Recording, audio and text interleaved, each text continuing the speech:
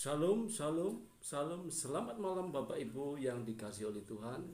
Puji Tuhan, hari ini kita semua boleh bersama kembali oleh kasih anugerah Allah untuk belajar kebenaran firman Tuhan. Sedikit sekali orang yang memberikan diri rela belajar kebenaran Tuhan. Sedikit sekali orang yang memilih waktu untuk belajar firman Tuhan. Tetapi banyak sekali orang yang belajar firman Tuhan demi memuaskan kehendak hati mereka, demi menghibur kehendak hati mereka. Tetapi pada kesempatan hari ini terpujilah nama Tuhan, karena kita belajar firman Tuhan, belajar kebenaran firman Tuhan bukan dengan maksud untuk agar kita puas, agar kita dihiburkan kehendak hati kita, tetapi oleh karena kita belajar kepada firman Tuhan supaya kita dapat menjadi seorang yang memiliki hati Bapa. Bagaimana seorang yang memiliki hati ya Bapa? Yaitu seorang yang memiliki kasih. Malam hari ini Bapak Ibu yang dikasihi oleh Tuhan, kita akan belajar tentang kasih Bapa. Bapak Ibu, saudara yang dikasihi oleh Tuhan, renungan malam hari ini saya beri judul Kasih Tuhan. Pada awalnya tadi kita telah berbicara, kita telah membuka dengan mengapa kita belajar kebenaran firman Allah, supaya kita memiliki hati seorang Bapa. Mengapa kita belajar supaya memiliki hati seorang Bapa? Supaya kita mengenal kasih Tuhan. Tuhan yang Bapa kita yang ada di surga. Pertanyaannya adalah, bagaimanakah hakikat kasih Tuhan itu kepada manusia? Sebagai manusia, kita adalah manusia yang lemah. Apakah kita layak mengenal kasih Tuhan? Marilah kita akan belajar kebenaran firman Tuhan ini. Marilah kita belajar hakikat kasih Tuhan itu dengan benar. Ada beberapa kalimat pokok-pokok pikiran yang mengantar kita hakikat daripada kasih Tuhan itu. Yang pertama, ukuran kasih Allah. Seberapa besar kasih Allah itu kepada kita sebagai manusia. Yang kedua, apa bukti kasih Allah itu kepada kita sebagai manusia. Yang ketiga, apa tujuan kasih Allah diberikan kepada manusia itu. Yang keempat, bagaimana cara kita memperoleh kasih Allah. Bapak Ibu yang dikasihi oleh Tuhan, ukuran kasih Allah itu adalah begitu besar. Sebesar apa ukuran itu sehingga kita bisa belajar, kita menerima kasih Allah itu.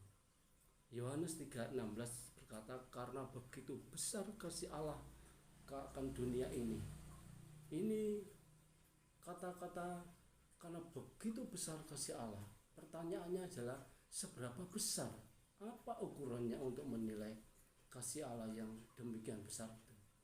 Dalam bahasa Yunani, kata begitu besar ini berasal dari kata kosmos, artinya dunia sebagai wujud yang diciptakan.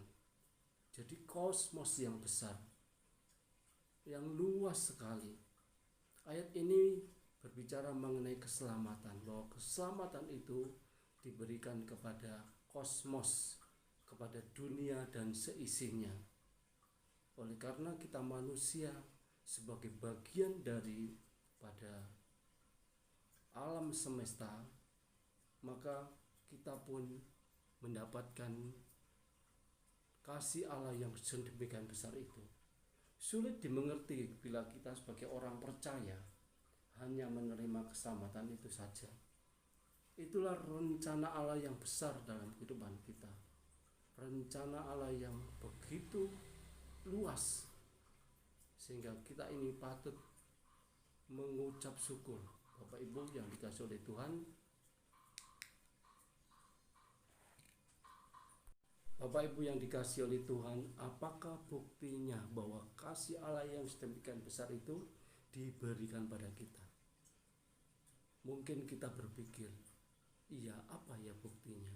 Buktinya adalah Allah telah mengaruniakan putranya yang tunggal supaya mati di kayu salib untuk menebus dosa kita. Ini adalah sesuatu yang luar biasa. Mari kita baca dalam kitab Yohanes pasal 15 ayat 13. Saya akan bacakan buat Bapak Ibu. Yohanes pasal 15 ayat 13. Firman Allah dengan tegas menyatakan, tidak ada kasih yang lebih besar daripada kasih seorang yang memberikan nyawanya untuk sahabat-sahabatnya. Saya ulangi, tidak ada kasih yang lebih besar daripada kasih seorang yang memberikan nyawanya untuk sahabat-sahabatnya.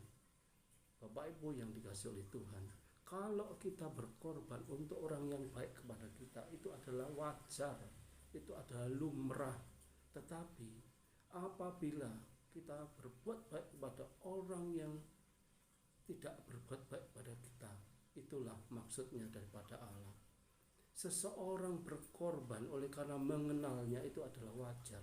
Tetapi Yohanes 15 ayat 13 dinyatakan dengan tegas, tidak ada kasih yang lebih besar daripada kasih seorang yang memberikan nyawanya untuk sahabat-sahabatnya. Inilah bukti bahwa Allah mengasihi kita. Inilah bukti betapa besarnya kasih Allah kepada kita. Meskipun Allah tidak mengenal kita, meskipun kita adalah orang yang berdosa, meskipun kita sering kali tidak tahu menerima berterima kasih kepadanya, tetapi Tuhan telah memberikan putranya yang tunggal untuk menyelamatkan umat manusia, menyelamatkan Bapak, Ibu, dan saya. Puji Tuhan. Ketiga, apa tujuan Allah? Apa tujuan kasih Allah sehingga Tuhan mengaruniakan putranya, anaknya yang tunggal itu?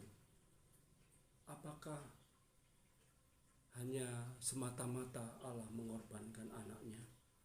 Tidak, Bapak Ibu. Dengan jelas dikatakan di sana bahwa setiap orang yang menerima pengorbanan Yesus Kristus Putra Allah itu, maka ia memperoleh hidup yang kekal. Saya ulangi, setiap orang yang menerima pengorbanan Yesus, menerima Yesus sebagai Tuhan Juru Selamat yang sudah mati di kayu salib, maka orang tersebut akan memperoleh hidup yang kekal. Kita akan memperoleh hidup yang kekal jikalau kita menerimanya sebagai Allah, sebagai putra Allah yang sudah mati di kayu salib. Puji Tuhan. Bapak, Ibu, saudaraku yang terkasih, puji Tuhan, kita sudah ada di penghujung acara renungan malam hari ini. Marilah kita tetap semangat, tetap optimis. Sekian, terima kasih. Tuhan Yesus memberkati. Haleluya. Amin.